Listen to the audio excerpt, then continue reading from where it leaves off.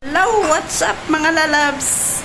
Happy Sunday everyone! For today's vlog, ayan, magluluto na naman po tayo. Huwag na po nating patagalin. Simulan na po natin ang ating pagluluto. Tara, samahan niyo ako guys.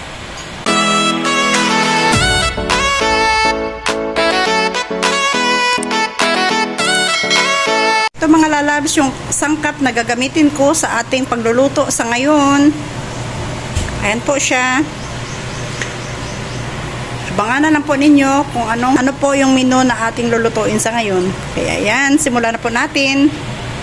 Sa pagluto ng ating pasta, ayan, nagpakulo na po ako dito ng tubig. Habang kumukulo na po itong ating tubig, ilalagay na po natin itong ating pasta. Luto po nitong aking pasta, ginagawa ko po sa kanya is binabantayan ko po talaga ito para magiging al dente po ang pagkaluto ko sa kanya at hindi po ito magiging overcook.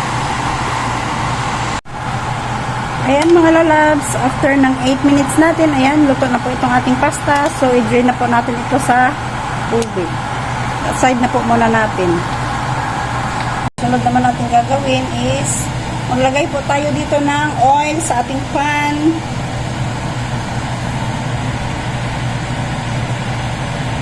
At kunting butter.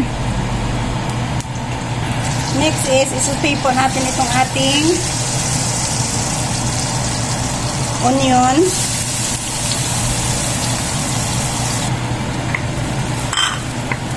Suti lang po natin itong ating onion hanggang sa magiging translucent po ang kanyang itsura. Ganyan na po ang itsura ng ating onion. Sunod naman natin ilagay itong ating garlic. Isote din po natin siya kasama ng ating onion. Ayan, pag ganyan na po yung kanyang itsura, next naman natin ilalagay itong ating sliced mushroom. Hindi ko muna sinama yung kanyang sabaw kasi isosote pa po natin siya. Saute muna natin ito hanggang sa mag-incorporate po itong ating tatlong ingredients.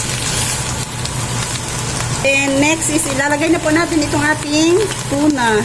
Gumamit po ako dito ng San Marino tuna kasi ito po yung mas preferred na tuna ng aking mga anak. Kaya ito na lang po yung ginamit ko kasi ito din po yung available dito sa aking bahay.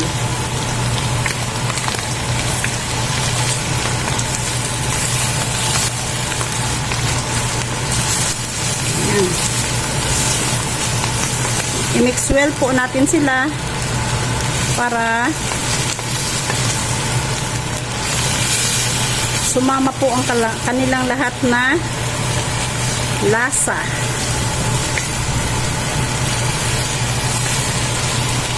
And then mag-add na po tayo dito ng kunting salt at kunting pepper.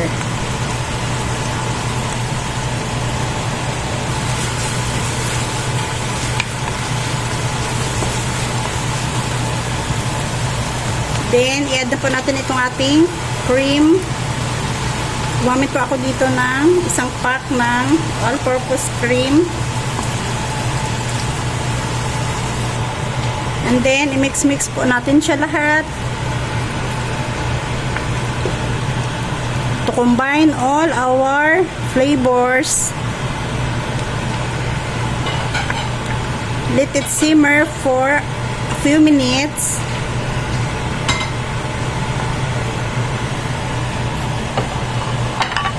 Para maluto po itong ating nilagay na cream.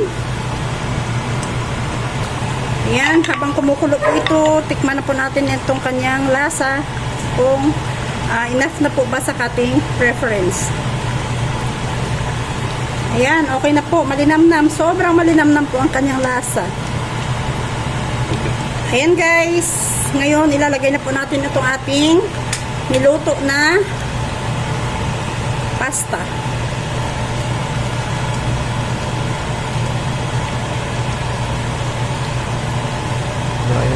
Ayan, after natin mailagay itong ating pasta, syempre, mix-mix din natin ulit hanggang sa well combine na po itong ating lahat na ingredients sa ating pasta. Atin siya.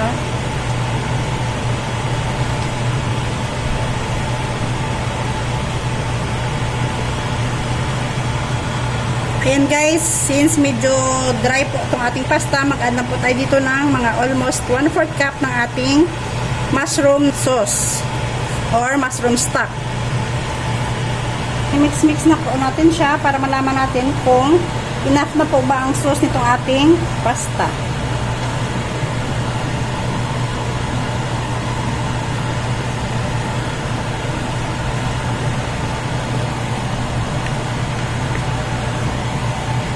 Ayan, i-turn off na po natin ito sa heat and it's done.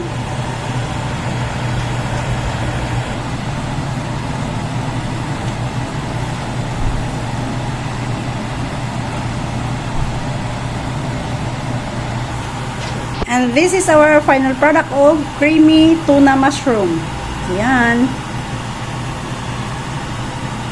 Thank you for watching. Bye.